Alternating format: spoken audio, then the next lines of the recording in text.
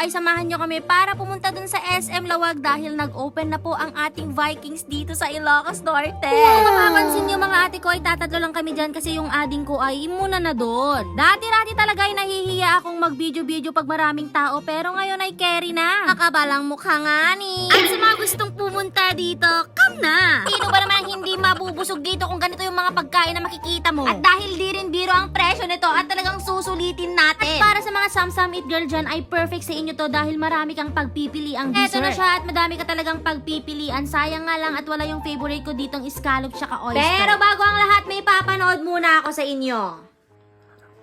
Taga Manomi nun. 1,200. Timay ka? Ay, naapo. Anak ko. Agin init kayo ko. Nakat.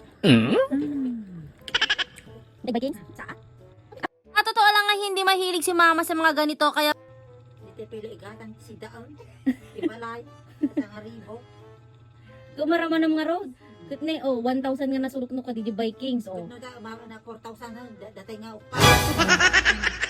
Mano nga kilo nga gatang ay. Sana maminsan ma. Dilo unay nga amo yun. Sulok DJ ma. Tapos ma-try mo mat. Tamang inasalang.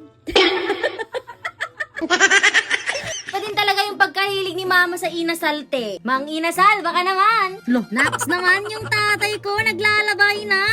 Ay, naku naman si Maring Elma, kala ko ba ayaw mo? Pakipot yarn. Talaga at may Vikings na dito sa Ilocos kasi mga ate, kung nakikita nyo yung mga post ko, talagang mag-isa akong pumunta doon sa Vikings noon. Kasi nagkikrave ako ng mga sashimi, salmon, scallops, mga oyster, ay talagang dito ako pumupunta. Every time na pumapasok talaga ako sa Vikings, ay talagang nilelebre ako ng head ko dati, si Ate Shirley tsaka si Kuya Erwin. Hello! Uwi na sa Ilocos! Baka naman! Char na, kain muna tayo. I said remember this moment in the back of my mind.